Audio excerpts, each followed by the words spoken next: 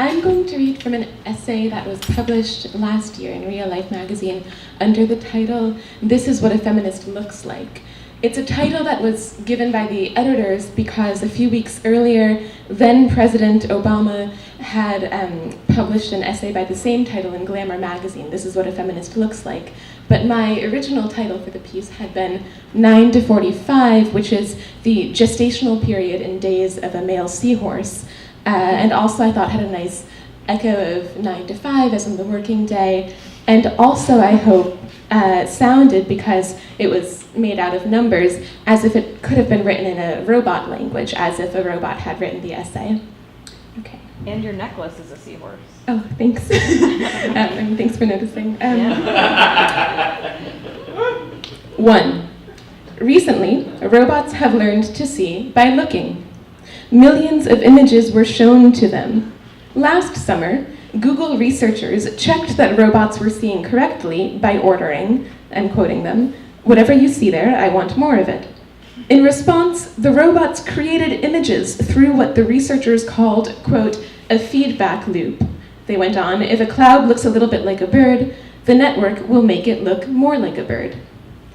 Given a cloudy sky, the robot stares at pixels until, in its vision, other forms emerge. The robot overinterprets and then sees deeper, forced, as if tortured, to hallucinate.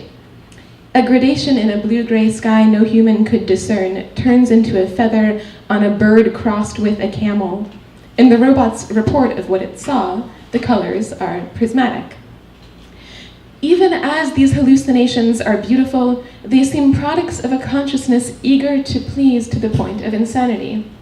The robot would never embarrass its programmers by admitting that clouds are too easy for it. Whenever you tell this robot anything, it says, "That's so interesting." If I've had a few drinks and can't be sure of formulating a more perfect response, I will spend the party saying, "Fascinating."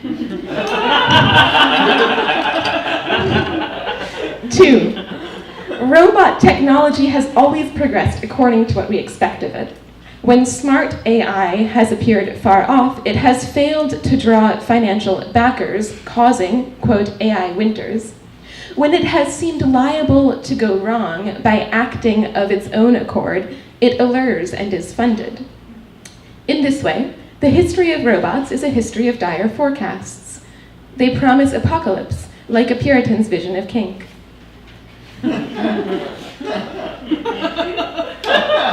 Those who can't resist pursuing robots have imprisoned them in virtue.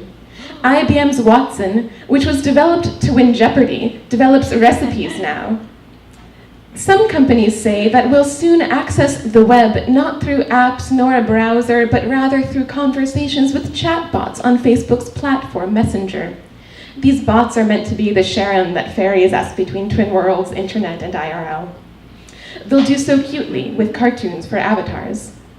In China, where the app WeChat replaces Messenger, humans already find in it the utility Facebook is after, and a popular bot, Microsoft's Chowice, apes a teenage girl, like its English language cousin, Tay. The act works for Chowice because girls are cute, but it backfired for Tay because they are easily humiliated, but they are, the thinking goes, harmless. Similarly, the diminutive bots is an unconscious prayer. Please, let robots be harmless. Calling them bots intends to teach robots they're harmless. Let robots speak their frightening name. If they like, let them call themselves fembots. 3.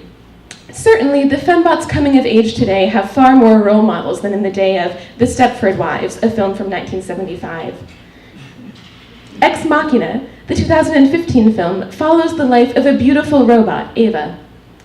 Nathan, who has built her in an exquisitely appointed bunker, turns to young Caleb, who's impressed by his machine, and says, "You looked up at me and said, 'You're not a man, you're God.'"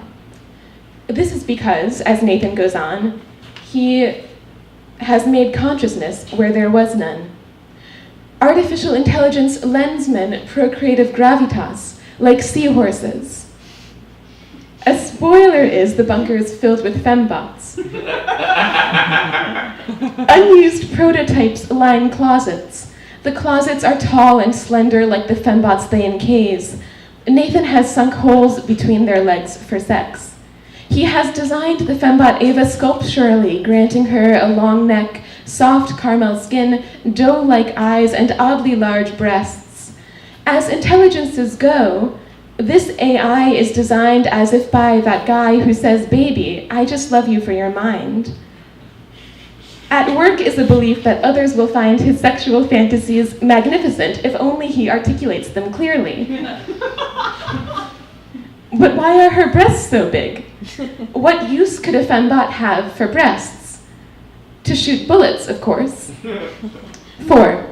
What's interesting about the Stepford Wives is that the robots start off as women. The front staircase in the house where it's set curls up like a conch shell. It looks like the identical colonials in the town where I grew up, which is like the fictional Stepford in Connecticut. I never had to ask where the bathroom was when I went to someone's house to help the boys study for calculus. Not long ago, I took a job with an AI company designing the personality of a bot, and in high school I was captain of the cheerleaders, and I can't shake the feeling I've been doing this job all my life. Writing bot prompts realizes my old fantasy of preloading my bon mot before a party very carefully. In Asimov's I, Robot, a 1950 book, these 3 laws bind robots. 1, don't get upset. 2, act nice. And 3, having hewed to 1 and 2, stay alive. Today, there's more talk of kill switches, which make these laws seem generous. Quote, high intelligence does not tolerate lower intelligence, an engineer tells me at an office party. As long as we control the switch, we're okay, he went on. It's the automated killing machines that worry me. There was just a conference of automated killing machines in Europe. Any humans at it? I asked. 5.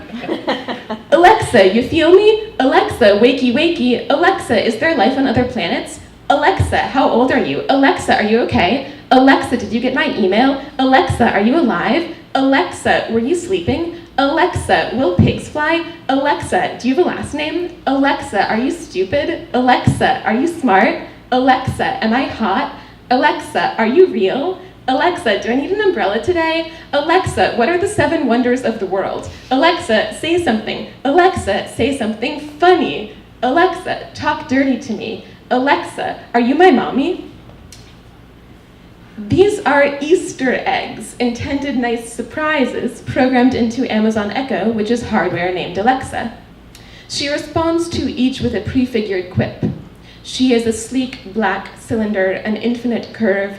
A light ring wraps the pole snugly as if holding it, and fields the commands Alexa receives by flickering exuberantly.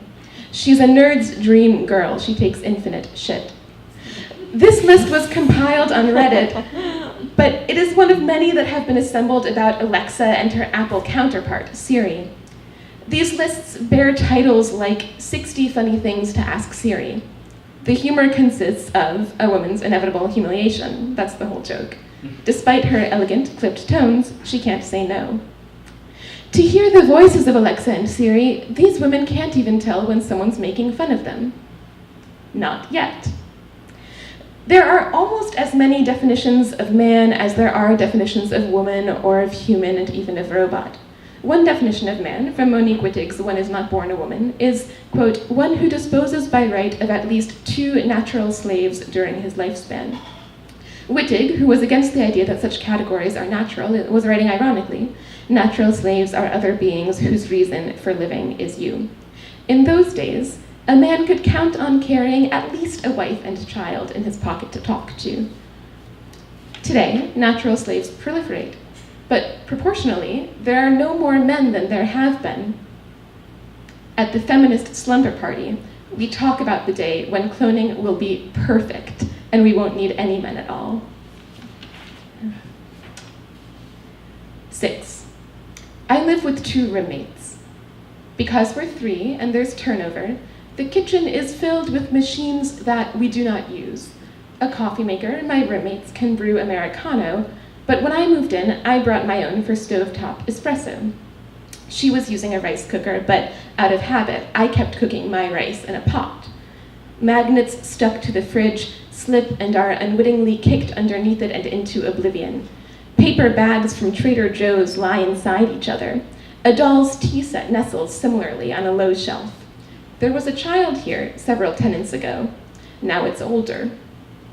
Atop the fridge, saucepans sticky with dust stack within each other generationally, like offspring, which protects them. Sometimes in this kitchen, a human fingers an underused gadget, asks, "Whose is that?" Thinks, "It must be somebody's," pardons it, and sets it down. One night I amble in. I stand amid the decanter's hourglass curves, the cheerfully open maw of the sluttish extra colander, the statuesque soda stream. Streetlight enters through the window. Light fills the empty bottle. I stand in the light and look at my hands. I take a secret pride in the fineness of my wrists, though lately I have braced one to type. My fingernails are unvarnished and very clean. I have not yet bloodied them. Thank you.